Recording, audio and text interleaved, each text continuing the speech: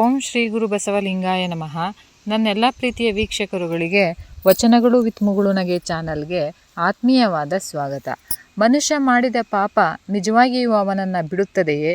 ನಾವು ಮಾಡಿದ ಕರ್ಮದ ಫಲದಿಂದ ತಪ್ಪಿಸಿಕೊಳ್ಳಲು ಸಾಧ್ಯವೇ? ಒಳ್ಳೆಯ ಕರ್ಮ ಮಾಡಿದರೆ ಅದರ ಫಲ ಯಾವಾಗ ಸಿಗುತ್ತೆ? ಈ ಪ್ರಶ್ನೆಗಳಿಗೆ ಬಸವಣ್ಣನವರು ತನ್ನ ವಚನದಲ್ಲಿ ಅತ್ಯಂತ ಸರಳವಾದ ಉತ್ತರವನ್ನು ನೀಡಿದ್ದಾರೆ ನೋಡಿ. ಇಂದಿನ ಸಂಚಿಕೆಯಲ್ಲಿ ಮುನ್ನ ಮಾಡಿದ ಪಾಪ ತನ್ನ ಬೆನ್ನ ಬಿಡದನ್ನಕ್ಕ ಎಂಬ ಬಸವಣ್ಣನವರ ಎಚ್ಚರಿಕೆಯ ಸಂದೇಶವನ್ನು ಜೀವನಕ್ಕೆ ಸಂಬಂಧಿಸಿದ ಉದಾಹರಣೆಗಳೊಂದಿಗೆ ತಿಳಿದುಕೊಳ್ಳೋಣ. ಈ ವಿಡಿಯೋವನ್ನು ಕೊನೆವರೆಗೂ ನೋಡಿ, ಯಾಕಂದರೆ ಕೊನೆಯ ಕೆಲವು ನಿಮಿಷಗಳಲ್ಲಿ ಬಸವಣ್ಣನವರು ಹೇಳಿರುವ ಜೀವನದ ಅಮೂಲ್ಯ ಸಂದೇಶ ನಿಮ್ಮ ಆಲೋಚನೆಯನ್ನೇ ಬದಲಾಯಿಸಬಹುದು.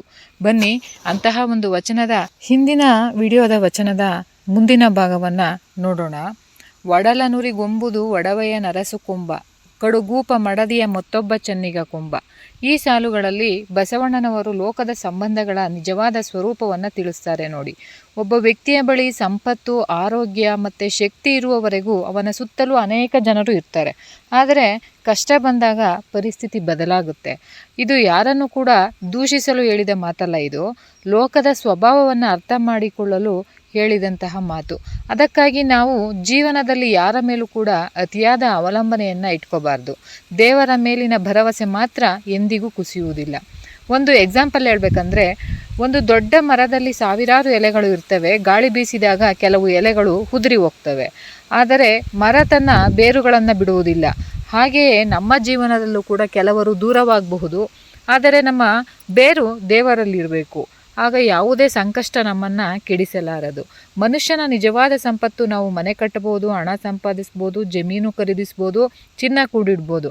ಆದರೆ ಇವುಗಳಲ್ಲಿ ಯಾವುದೂ ನಮ್ಮೊಂದಿಗೆ ಕೊನೆಯವರೆಗೂ ಬರುವುದಿಲ್ಲ. ನಮ್ಮೊಂದಿಗೆ ಬರುವ ಎರಡು ವಿಷಯಗಳು ಮಾತ್ರ, ಒಳ್ಳೆಯ ಕರ್ಮ ಮತ್ತು ಕೆಟ್ಟ ಕರ್ಮ. ಇದನ್ನೇ ಬಸವಣ್ಣನವರು ಮುಂದಿನ ಸಾಲಲ್ಲಿ ಅತ್ಯಂತ ಸ್ಪಷ್ಟವಾಗಿ ಹೇಳ್ತಾರೆ. ಮುನ್ನ ಮಾಡಿದ ಪಾಪ ತನ್ನ ಬೆನ್ನ ಬಿಡದನ್ನಕ್ಕ ಅಂತ.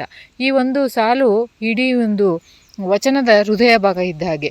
ನಾವು ಮಾಡಿದ ಪ್ರತಿಯೊಂದು ಕರ್ಮಕ್ಕೂ ಫಲವಿದೆ. ಒಳ್ಳೆಯ ಕೆಲಸ ಮಾಡಿದರೆ ಅದರ ಫಲವು ಒಳ್ಳೆಯದೇ ಆಗುತ್ತೆ. ಕೆಟ್ಟ ಕೆಲಸ ಮಾಡಿದರೆ ಅದರ ಫಲವು ಕೂಡ ಒಂದು ದಿನ ನಮ್ಮನ್ನು ಹುಡುಕಿಕೊಂಡು ಬಂದೇ ಬರುತ್ತೆ. ಇದರಿಂದ ಯಾರೂ ಕೂಡ ತಪ್ಪಿಸಿಕೊಳ್ಳಲು ಸಾಧ್ಯವಿಲ್ಲ. ಇಂದು ಕೆಲವರು ಹೀಗೆ ಯೋಚಿಸ್ತಾರೆ, ಯಾರಿಗೂ ಗೊತ್ತಾಗೋದಿಲ್ಲ, ನಾನು ಮಾಡಿದ ತಪ್ಪನ್ನು ಯಾರೂ ನೋಡೋದಿಲ್ಲ. ಆದರೆ ದೇವರ ಮುಂದೆ ಯಾವುದೂ ರಹಸ್ಯವಲ್ಲ. ಕೂಡಲ ಸಂಗಮ ದೇವರು ತಮ್ಮ ಪ್ರತಿಯೊಂದು ಆಲೋಚನೆ ಮಾತು ಮತ್ತು ಕರ್ಮವನ್ನು ತಿಳಿದಿರ್ತಾರೆ. ಆದ್ದರಿಂದ ಬಸವಣ್ಣನವರು ಎಚ್ಚರಿಸ್ತಾರೆ, ಪಾಪ ಮಾಡುವ ಮೊದಲು 1000 ಬಾರಿ ಯೋಚಿಸು ಅಂತ. ಒಂದು ರೈತನ ಉದಾಹರಣೆ ಕೊಡಬೇಕಾದ್ರೆ, ಒಬ್ಬ ರೈತ ಯಾವ ಬೀಜ ಬಿತ್ತುತ್ತಾನೋ ಅದೇ ಬೆಳೆ ಬರುತ್ತೆ. ಭತ್ತ ಬಿತ್ತಿದರೆ ಭತ್ತವೇ ಬರುತ್ತೆ, ರಾಗಿಯನ್ನು ಬಿತ್ತಿದರೆ ರಾಗಿನೇ ಬರುತ್ತೆ. ಅದೇ ರೀತಿಯಲ್ಲಿ ಜೀವನದಲ್ಲೂ ಕೂಡ ಒಳ್ಳೆಯ ಕರ್ಮ ಮಾಡಿದರೆ ಸಂತೋಷ ಬೆಳೆಯುತ್ತೆ, ಕೆಟ್ಟ ಕರ್ಮ ಮಾಡಿದರೆ ದುಃಖ ಬೆಳೆಯುತ್ತೆ. ಇದು ದೇವರ ನಿಯಮ. ಆತ್ಮ ಪರಿಶೀಲನೆ ಅಂದರೆ ಪ್ರತಿದಿನ ರಾತ್ರಿ ನಾವು ಮಲಗುವ ಮುನ್ನ 5 ನಿಮಿಷ ನಮ್ಮನ್ನು ನಾವು ಕೇಳ್ಕೊಳ್ಬೇಕು. ಇಂದು ನಾವು ಯಾರಿಗಾದರೂ ನೋವು ಕೊಟ್ಟಿದ್ದೀವಾ? ಇಂದು ನಮ್ಮ ಮಾತಿನಿಂದ ಯಾರಿಗಾದರೂ ಬೇಸರವಾಗಿದೆಯಾ? ನಾವು ಯಾರಿಗಾದರೂ ಸಹಾಯ ಮಾಡಿದ್ದೇವಾ? ನಾವು ದೇವರನ್ನು ಎಷ್ಟು ಕ್ಷಣ ನೆನೆದಿದ್ದೀವಿ? ಈ ಪ್ರಶ್ನೆಗಳು ನಮ್ಮ ಜೀವನವನ್ನೇ ಬದಲಾಯಿಸಬಲ್ಲವು. ಬಸವಣ್ಣನವರು ಹೇಳ್ತಾರೆ ಅಂದರೆ, ಭಕ್ತಿ ಎಂದರೆ ಕೇವಲ ದೇವಾಲಯಕ್ಕೆ ಹೋಗುವುದಲ್ಲ. ಭಕ್ತಿ ಎಂದರೆ ಸತ್ಯ ಮಾತನಾಡುವುದು, ನ್ಯಾಯವಾಗಿ ಬದುಕುವುದು, ಯಾರಿಗೂ ಮೋಸ ಮಾಡದಿರುವುದು, ಕರುಣೆಯಿಂದ ವರ್ತಿಸುವುದು, ಮಾಡಿದ ತಪ್ಪನ್ನು ಒಪ್ಪಿಕೊಂಡು ತಿದ್ದಿಕೊಳ್ಳುವುದು. ಈ ವಚನ ನಮ್ಮನ್ನು ಹೆದರಿಸಲು ಹೇಳಿದ ಮಾತಲ್ಲ, ಇದು ಜೀವನವನ್ನು ಸರಿದಾರಿಗೆ ತರಲು ಬಸವಣ್ಣನವರು ನೀಡಿದ ಒಂದು ಪ್ರೀತಿಯ ಎಚ್ಚರಿಕೆ. ಆದ್ದರಿಂದ ಇಂದು ಒಂದು ಸಂಕಲ್ಪ ಮಾಡೋಣ ಸ್ನೇಹಿತರೆ. ನಾವು ಒಳ್ಳೆಯ ಕರ್ಮವನ್ನು ಮಾಡುತ್ತೇನೆ, ನನ್ನ ಮಾತು ನನ್ನ ನಡೆ ಒಂದೇ ಆಗಿರುತ್ತದೆ, ಯಾರಿಗೂ ಕೂಡ ಅನ್ಯಾಯವನ್ನು ಮಾಡುವುದಿಲ್ಲ ಅಂತ.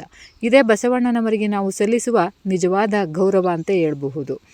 ಜ್ಞಾನದ ಸಾರವನ್ನು ನಮ್ಮ ಜೀವನದಲ್ಲಿ ನಾವು ಹೇಗೆ ಅಳವಡಿಸಿಕೊಳ್ಬೇಕು ಅನ್ನೋದನ್ನು ತಿಳಿಯೋಣ. ಬಸವಣ್ಣನವರು ಹೇಳುವ ಒಂದು ದೊಡ್ಡ ಸತ್ಯವೇನೆಂದರೆ, ಮನುಷ್ಯನು ತನ್ನ ಮಾತಿನಿಂದ ದೊಡ್ಡವನಾಗುವುದಿಲ್ಲ, ತನ್ನ ಕರ್ಮದಿಂದ ದೊಡ್ಡವನಾಗ್ತಾನೆ ಅಂತ. ಇಂದು ಸಮಾಜದಲ್ಲಿ ಒಳ್ಳೆಯ ಮಾತು ಹೇಳುವವರು ಬಹಳಷ್ಟು ಜನ ಇದ್ದಾರೆ, ಆದರೆ ಆ ಮಾತನ್ನು ಜೀವನದಲ್ಲಿ ಪಾಲಿಸುವವರು ತುಂಬ ಕಡಿಮೆ. ಅದಕ್ಕಾಗಿ ನಾವು ಪ್ರತಿದಿನ ನಮ್ಮನ್ನು ನಾವೇ ಪ್ರಶ್ನಿಸಿಕೊಳ್ಬೇಕು. ನಾವು ಹೇಳುವುದನ್ನು ನಾವು ಪಾಲಿಸುತ್ತಿದ್ದೇವೆಯೇ? ಈ ಪ್ರಶ್ನೆಗೆ ನಮ್ಮ ಮನಸ್ಸು ಹೌದು ಎಂದು ಉತ್ತರಿಸಿದರೆ ನಮ್ಮ ಜೀವನ ಸರಿಯಾದ ದಾರಿಯಲ್ಲಿದೆ ಎಂದು ಅರ್ಥ. ಪಾಪ ಎಂದರೇನು? ಬಸವಣ್ಣನವರು ಹೇಳುವ ಪಾಪ ಎಂದರೆ ಕೇವಲ ದೊಡ್ಡ ಅಪರಾಧಗಳಲ್ಲ, ಪ್ರತಿದಿನ ಮಾಡುವ ಸಣ್ಣ ತಪ್ಪುಗಳು ಕೂಡ ಪಾಪವೇ. ಒಬ್ಬರ ಮನಸ್ಸಿಗೆ ನೋವನ್ನು ಕೊಡುವುದು, ಸುಳ್ಳು ಹೇಳುವುದು, ಬಡವರನ್ನು ತಿರಸ್ಕರಿಸುವುದು, ಅಹಂಕಾರದಿಂದ ಮಾತನಾಡುವುದು, ಇತರರ ಯಶಸ್ಸನ್ನು ನೋಡಿ ಅಸೂಯೆ ಪಡುವುದು, ಇವೆಲ್ಲವೂ ನಮ್ಮ ಮನಸ್ಸನ್ನು ಕತ್ತಲೆಗೆ ತಳ್ಳುತ್ತವೆ. ಆದ್ದರಿಂದ ಪ್ರತಿದಿನ ಮನಸ್ಸನ್ನು ಶುದ್ಧವಾಗಿಟ್ಟುಕೊಳ್ಬೇಕು. ಪುಣ್ಯವನ್ನು ಹೇಗೆ ಸಂಪಾದಿಸಬೇಕು? ಪುಣ್ಯ ಸಂಪಾದಿಸಲು ದೊಡ್ಡ ದೊಡ್ಡ ಯಜ್ಞ ಮಾಡುವ ಅಗತ್ಯವಿಲ್ಲ.